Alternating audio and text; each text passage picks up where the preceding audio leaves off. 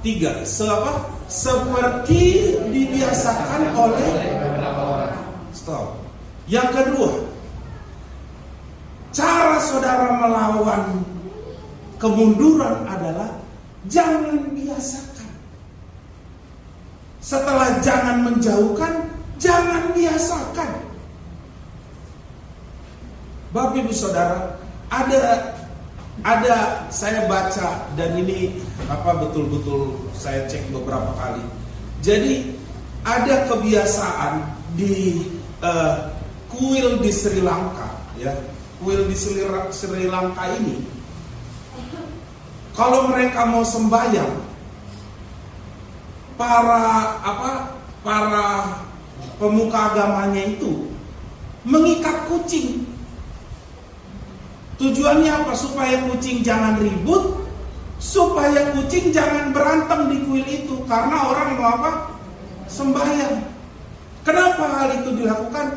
Karena pada saat sembahyang kucing sering mengeong dan berkelahi satu sama lain, karena memang itu dipelihara di kuil di Sri Lanka itu.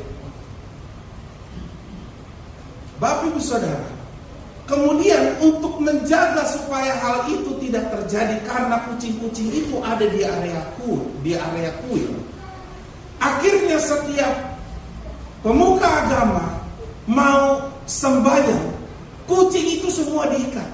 Nah, generasi demi generasi yang tidak mengerti makna itu secara historis melakukan hal yang sama.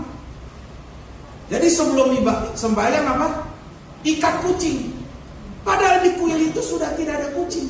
Kucing di luar yang tidak tahu apa-apa. Tidak salah diambil, diikat dulu. Karena tidak tahu makna historis.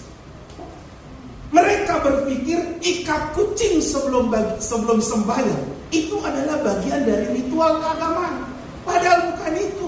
Kucingnya kagak salah. Dikejar, diikat.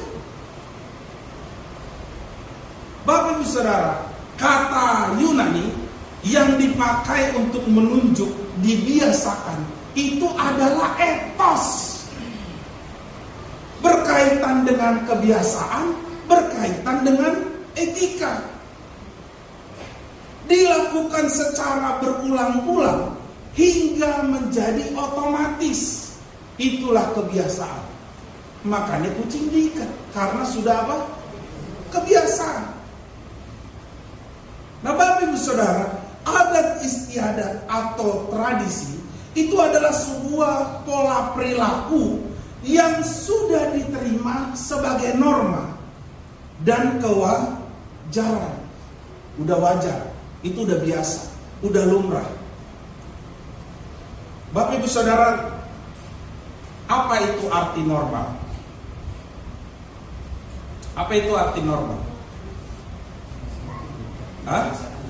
Normal itu wajar, betul? Normal itu biasa. Apa itu normalisasi? Normalisasi itu apa?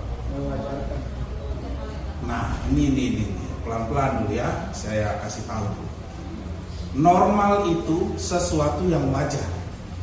Normalisasi sesuatu yang tidak wajar dirubah menjadi sewajarnya, itu normalisasi. Tetapi Bapak Ibu Saudara baca, silakan di buku manapun, saudara, khususnya kalau saudara baca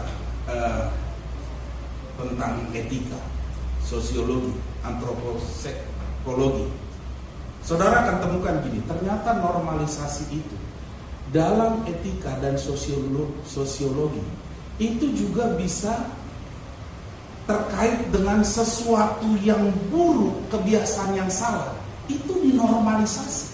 Jadi dianggap wajar. Keluar masuk gereja wajar, normal. Kenapa? Sudah biasa. Ngobrol di gereja wajar, dinormalisasi itu.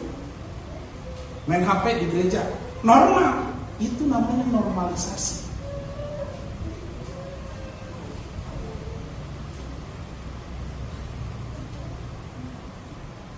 Jadi sesuatu yang tidak normal dinormalisasi. Bapak Ibu Saudara, di Eropa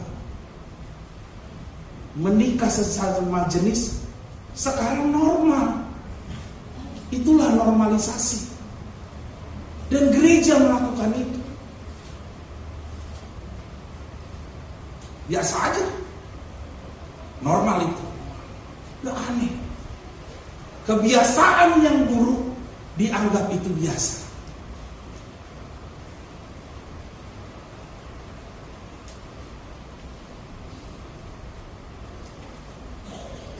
Kesombongan normal. Bapak Ibu Saudara, beberapa hari lalu saya di depan tempat parkir mobil, saya lihat ibu-ibu pulang dari pasar, pulang belanja dari pasar ini. Terus tetangganya ini baru mau ke pasar. Ibunya bilang nih, yang mau ke pasar, dia bilang begini, masak apa nih Bu? Tadi di jalan saya cerita sama istri saya, masak apa nih Bu? Ibunya bilang begini, yang baru dari pasar, ini cuma beli ayam 2 ekor mau dimasak. Cuma beli ayam 2 ekor.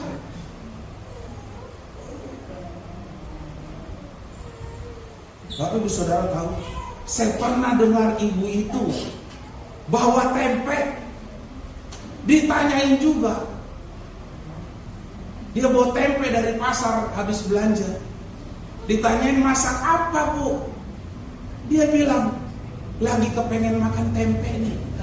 Pertanyaan saya, yang pantas pakai doang itu ayam atau tempe? Harusnya masak apa Bu? Ini nih tempe doang.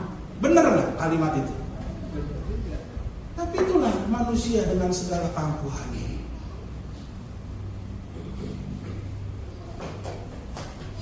Lah ayam kan kagak pakai doang ya. Saudara nangkep nggak? Kok ayam masih pakai doang? Kok bayangkan ibu-ibu kalau ada ibu-ibu di situ lagi, Nang masak apa Nang? Ini nih cuma masak saksang. Cuma saksang lo bilang cuma. Iya Inang, baru beli? Enggak, sisa Natal. Ternyata bungkusan Natal. Jadi celengan di freezer.